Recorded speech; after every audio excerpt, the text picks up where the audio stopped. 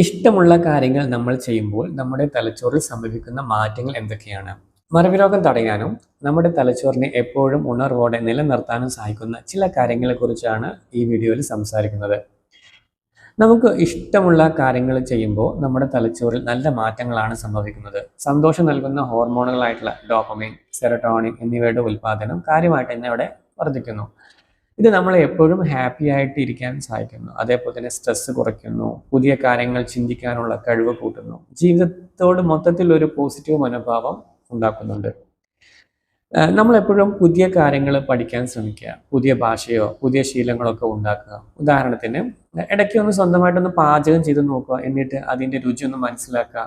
ഇതിനു മുമ്പേ കഴിച്ചതിൽ നിന്ന് ഒന്ന് താരതമ്യം ചെയ്ത് നോക്കുക, എത്രത്തോളം നന്നായിട്ടുണ്ടെന്നൊക്കെ. ഇങ്ങനെയൊക്കെ ചെയ്യുമ്പോൾ നമ്മൾ തലച്ചോറിൽ പുതിയ പുതിയ കണക്ഷനുകൾ സൃഷ്ടിക്കുകയും പുതിയ മാറ്റങ്ങൾ നമ്മളെ തലച്ചോറിൽ സംഭവിക്കുകയൊക്കെ ചെയ്യുന്നുണ്ട്. ഉദാഹരണത്തിന് ക്രോസ്വേഡ് പസിൽ പോലെയുള്ള ഗെയിമുകളൊക്കെ അല്ലേ, അത് നമ്മുടെ പ്രശ്ന പരിഹാര കഴിവുകളും അതേപോലെ തന്നെ ഓർമ്മശക്തിയൊക്കെ മെച്ചപ്പെടുത്തുന്നു.